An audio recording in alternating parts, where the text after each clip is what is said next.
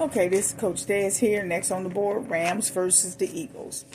I saved the best for last because I know I'm going to get a lot of heat on that last game. So, like I said, I don't know if the Rams was a fluke or the Vikings just didn't show up thinking that, hey, they got this game wrapped up. Again, I cannot say it enough. Don't ever count your chickens until they hatch. That's the old saying. Why would you think you got this game wrapped up? And here we go. They done whooped your butt. I thought I was watching the last week game because I have all the games recorded. I'm sleeping, I'm trying to figure out why am I watching last week game because the score was similar. But only last week's score was 31-9. This game was 27-9. You didn't score. I don't want to hear it. Okay, anyway. We'll find out if it's a fluke or not. But again, depending on Jalen Hurts, is he healthy now or is he still hurt? And if the Rams are for real, that means they're coming after the quarterback, which the Packers didn't do. They didn't test him at all. But we'll see. Anyway, let's talk about the Rams versus the Eagles. So the Rams average 27 runs per game. They are strong in passing on all three levels. So they have a 63% pass completion to the right, 62.5% pass completion down the middle, and 61% pass completion to the left. He's been sacked 34 times, 12 interceptions, and 15 forced fumbles on offense. Defense, on the other hand, gives up 28 runs per game. They are weak when it's passing down the middle. They give up 65% pass completion, and they give up 63.2% pass completion to the left. But they sacked the quarterback 52 times, 14 interceptions, and 22 forced fumbles on defense. The Eagles, on the other hand, like I said, he just came back last week. So I don't know if he's going to be in his groove or if he's still playing hurt. The thing is a lot of these numbers you see up here is like 2 weeks that was not his, but last week his numbers were very low also. So let's just say the last 3 weeks, these numbers are not for real, okay? So especially if he comes back and he's shooting strong and running strong, which is what I'm thinking is going to happen. But again, Eagles offense, they average 37 carries per or runs per game.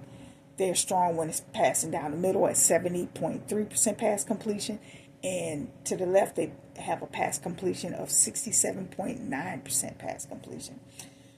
But the quarterback's been sacked 48 times, 8 interceptions, and 19 forced fumbles on offense. Defense, on the other hand, gives up 25 runs per game. They're weak when it's passing to the right. They give up 64.2% pass completion. They'll sack the quarterback 45 times, 17 interceptions, and 34 forced fumbles on defense. So what is this halftime score going to be for the Rams versus the Eagles? Well, let's see. I have the Rams average 9 points per half. They give up 10.3. The Eagles average 12 points per half. They give up 8.4. I do think this game is going to be tied at halftime. If it's not 10-10, it's going to be 14-14.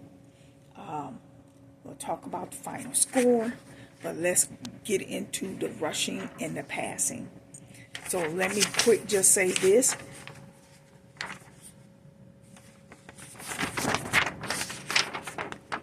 The Rams and the Eagles. Hopefully this comes into focus.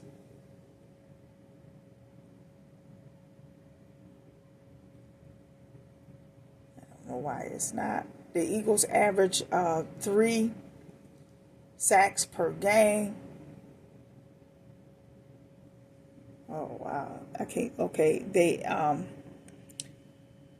0.47 for interception per game and 1.1 fumble. Rams average 2 sacks per game, 0.7 interceptions, and 0.82 fumbles per game. So the Rams, like I said, these numbers for the Eagles are really false because it's 3 weeks that really are not really Jalen Hurts numbers. So the Rams average in the first quarter, the Rams for rushing is 5 for 25, 4 for 7 for 40 yards in the first quarter. So if you got some people, like I said, I will try to get that data for you either Thursday or Friday. The Rams average carries 8 for 32 in the second quarter and 6 for 10 for passing for 59 yards. Third quarter, the Rams average 7 carries for 27 yards or 6 for 8 for passing for 69 yards. Fourth quarter, the Rams average 7 carries for 21 yards or 6 for 10 and passing for 73 yards. I think the Rams will have 27 carries for 105 yards, which to me is on the low side, and 22 for 35 for passing for 241 yards. The Eagles, on the other hand, like I said, this is low. First quarter, 7 for 38 yards.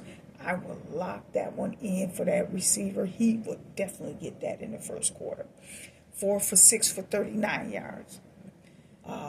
Second quarter, the Eagles averaged 9 carries for 37 yards or 6 for 10 for 71 yards. Third quarter, Eagles averaged 9 carries for 54 yards or 3 for 5 for passing for 47 yards. Fourth quarter, the Eagles averaged 12 carries for 49 yards or 4 for 6 for 45 yards. I think the Eagles will, like I said, this is on the low side, 37 carries for 179 yards. Usually they're a little higher than that. And 7 for 27 for 202 passing yards. That's a little high too. So what is this final score going to be? Well, let's see. Well, like I said, this is what I'm projecting. For Eagles will be sacked in the first quarter and fumble in the first quarter. The Rams will be sacked in the second quarter, fumble in the second quarter, and throw an interception in the second quarter. Eagles will be sacked in the second quarter. The Rams will be sacked in the third quarter. The Eagles will be sacked in the third quarter. The Eagles will throw an interception in the fourth quarter. So what is this final score going to be? Well, if we look at this, we already said that it's going to be tied at halftime.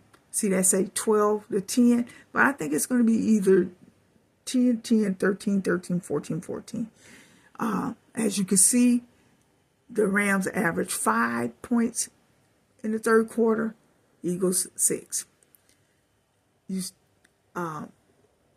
Rams average 7 points for the fourth quarter, the Eagles 8.